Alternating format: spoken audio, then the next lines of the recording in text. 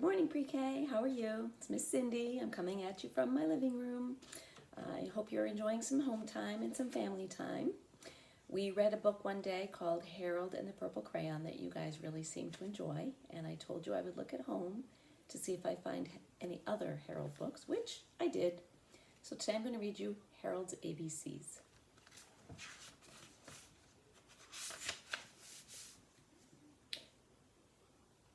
Harold decided one evening to take a trip through the alphabet from A to Z. To go on any kind of trip, he had to leave home. So he started with A for attic.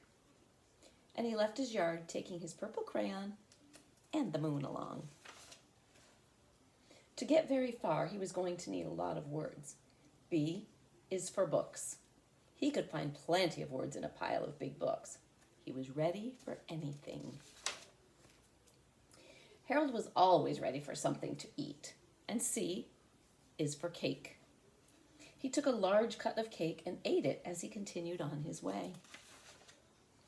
The cake made him thirsty, and he wanted a drink. Luckily, D is for drink, and he drank right out of the dipper. He was eager to get on with his excursion. He visited an enormous edifice, the tallest building in the world.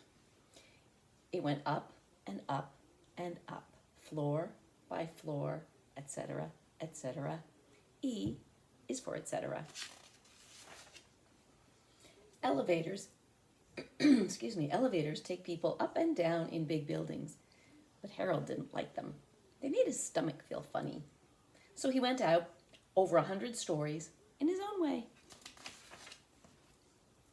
At the very top, Harold was surprised to see something higher than he was. It was only the next letter of the alphabet, flying from the roof. F is for flag. Now he had to get down. G is for giant. And one just happened to be passing by. Giants generally aren't so genial, but this one grinned when Harold landed on him. Harold explained he was in a hurry, so the giant gently set him on the ground. He hastened along. H is for horse, and one way to go fast is on horseback. Unfortunately, the horse didn't turn out to look much like a real horse. It made a rather good hobby horse, though, but a hobby horse doesn't go anywhere. Harold had to think of some other way to speed up his trip. I is for idea. He went to work on the next letter with his purple crayon. J is for jet.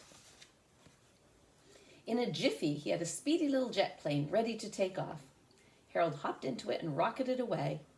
It overtook the next letter in no time at all. Harold jumped out and grabbed on, thinking hard for a word for it. K is for kite, flying on a string. Harold began to climb down the string. Suddenly, a quicker way of getting down struck Harold. L is for lightning. He held on tight to the purple crayon, going like a streak. He landed on a pair of tall peaks, high and lonely. M is for mountain. He looked for somebody to ask where these mountains were. N for nobody. Off in the sky, he saw an orbiting object. It looked like a strange planet. O is for hours, our Earth. The mountains were on the rim of the moon.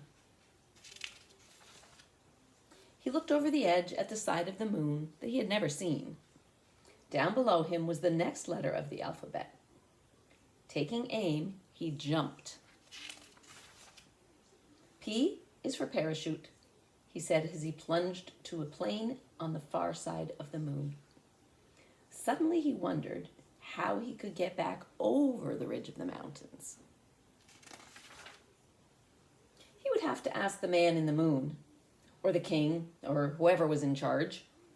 Q is for queen.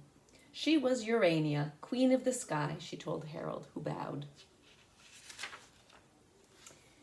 Only King Uranus could help Harold get home, she said, but the king was away. Far away, said the queen, across the land and the sea. So Harold decided to ride there. R is for rhinoceros, roaming both land and water.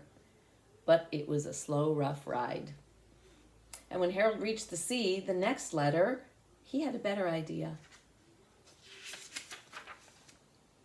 C is for sea serpent. Harold smiled across the moon ocean, a smooth and swift pace. He landed far away, looking for the king of the sky, who was supposed to be there. T is for telescope. He set it up on a tripod, but all he saw was another letter. The queen mentioned the king's name. Harold remembered it. U for King Uranus. He drew the king's attention and asked how to get back across the moon mountains. King Uranus, in his ermine robe, stood silent and majestic, considering the question. Then, with a kingly gesture, he waved Harold forward and onward. Harold trudged along towards another letter, away off in the distance. It was V for valley. Harold could go through to the side of the moon near the earth. 4 more letters, and he would be through the whole alphabet. But the biggest letter of all barred his way. He tried to think of a word for it quickly. W is for witch, wicked, and waiting. And it looked as if he would never get through. Harold nearly gave up, but then he saw the next letter right nearby. X is for Xing out. Harold had to X things out before, lots of times. It worked this time too. Witches are very susceptible to such treatment. Harold made so many marks it was hard to get through them, but he managed. Magically, he found himself in a familiar garden with the moon high in the sky. Y is for yard, his own yard. He was home, and there was only one letter left. In his bedroom, as he dozed off, he made up a word. Z is for zzz, or a little snore. The end. And now that you've seen how Harold took his purple crayon on another adventure, I'm going to challenge you to do something. I have here a piece of paper, and I put on a C, which is the first letter of my name, Miss Cindy. And I have my purple crayon. So I am going to turn my letter C into something that starts with the same letter as my name. So I want you to do the same thing and save your pictures for me, so when I see you again, I can see what you drew with the first letter of your name. Have fun with it.